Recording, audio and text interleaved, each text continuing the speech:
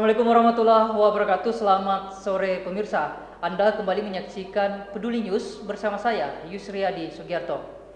Dan baik pemirsa, informasi saat ini akan dikabarkan oleh rekan kami Nur Fadila Wahid mengenai sebanyak 287 tenaga kerja Indonesia yang bermasalah bakal dipulangkan besok melalui Pelabuhan Nusantara Kota Parepare.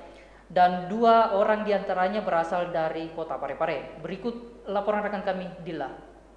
Bilang begitu. Oke, jadi saat ini saya bersama dengan Bapak Abdul Rahman. Oke, Pak, katanya besok ada PMI ya yang akan dipulangkan. Iya betul. Itu PMI apa Pak? PMI bermasalah. Ada berapa itu Pak? Kalau sesuai dengan surat dari Nunukang itu jumlahnya 413, cuma untuk Sulawesi Selatan hanya 225. 225. Ada yang dari Parepare Pak? Ada 2 orang. Itu bermasalah itu karena kenapa Pak? Dia sudah tinggal terus di Malaysia, tidak pernah pulang. Jadi tidak punya paspor. Tidak punya paspor. Terus Dia lahir di Malaysia, tidak pernah pulang, sudah lewat umur untuk menjadi warga negara Indonesia di sana atau Malaysia tidak bisa. Maka dia ditangkap. Jadi kalau bagaimana itu Pak? Kalau misalkan kayak begitu, misalkan dia kan belum jelasin ya, dia WNI atau WNA? WNI. Oh, WNI dia. Kalau di Malaysia dia WNA, ada KTP-nya itu. KTP-nya itu WNA untuk Malaysia. Nah, ketika umur 16 tahun dia harus mengurus kewarganegaraannya tetap di Indonesia. Kalau Indonesia dia harus kembali urus paspor. Persyaratan untuk tinggal di Malaysia. Gitu. Terus yang satunya itu Pak? Yang mana ya? Yang satunya kan tidak punya paspor. Kalau yang satunya? Yang satunya itu sama-sama. Cuma dia pernah pulang kayaknya karena dia punya paspor yang sudah kadaluarsa kayaknya itu. Ada kayaknya SP apa namanya? Surat izin tinggal pengganti paspor. Apa namanya? Laksana paspor SPLP apa namanya itu? Bisa Hilang. Nah, itu dia dapat dari Malaysia. Dia pernah ditangkap, akhirnya dikasih begitu lewat Konjen KJRI. Tapi itu kan berlakunya paling 2 tahun.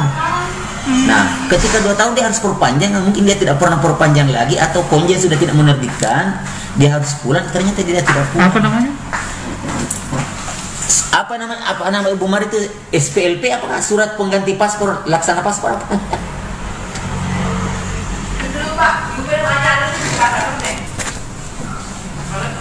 Oke guys. Apa namanya Pak? Surat pengganti laksana paspor ada nomornya tapi hilang. Bagaimana tidak hilang? Sudah tidak berlaku tuh. Jadi dia bilang hilang. Gitu. Sejak kapan ada katanya bilang? Sejak kapan dia buat begitu? Mungkin sejak dia harus mau apa? Biasanya itu kalau usianya atau pernah ditangkap. Biasanya pernah ditangkap. Nah pas ditangkap itu dilapor ke Konjen bikin kayak SPLP.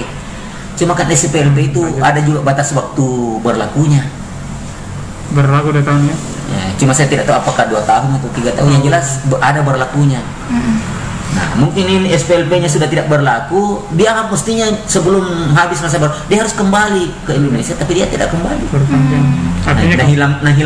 Hilang buang saja itu hilang. Tapi dia orang Indonesia memang Pak? Maksudnya? Orang Indonesia tapi lahir dan besar di Malaysia. Ini berdasarkan data ini. Umurnya berapa Pak?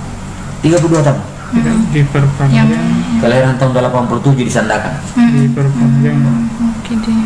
Kemungkinannya apa tadi? Ditangkap atau? Ditangkap karena dia sudah overstay, maksudnya tidak sudah lewat. Waktu dia dikasih SPLP. Lewat izin tinggal. SPLP itu kan pengganti paspor untuk tinggal di Malaysia. Jadi oleh konsulat jenderal. Bikinkan. Kalau misalkan nanti sudah sampai di sini Pak, di Indonesia, apakah nanti ada pembatasan lagi bahwa tidak boleh kembali ke Malaysia atau bagaimana?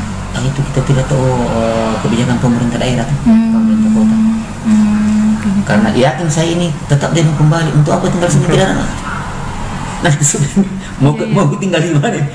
Ada beberapa itu deh yang sebelum ada COVID ini, yang lahir di Malaysia sampai di sini tidak tahu mau kemana sih.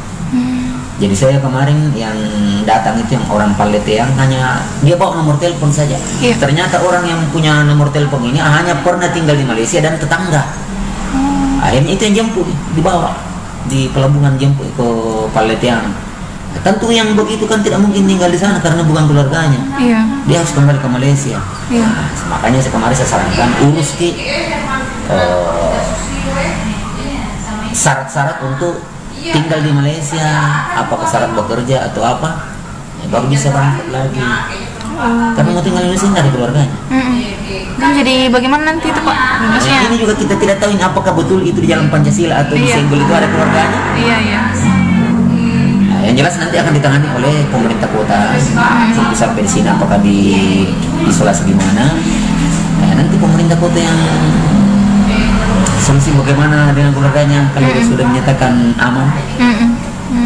Tapi kalau semua penumpang ini Pak sudah maksudnya sudah diperiksa untuk COVID. Untuk bisa naik di kapal persyaratannya harus aman dari COVID.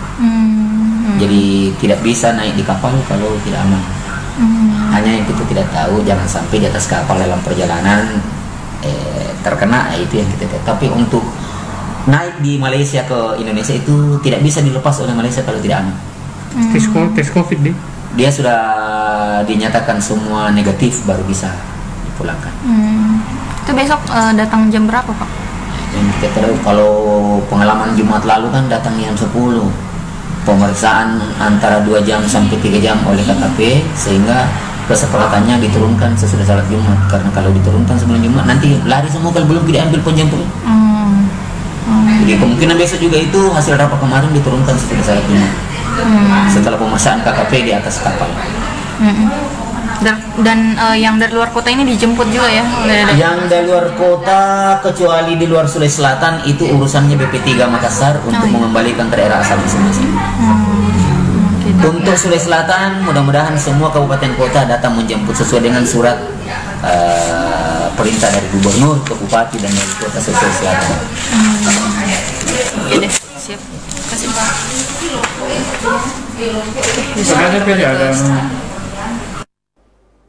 Ya baik, terima kasih rekan Dila dengan laporan Anda dari Kantor Dinas Ketenagakerjaan Kota Parepare. Sekian Peduli News untuk saat ini. Terima kasih dan sampai jumpa.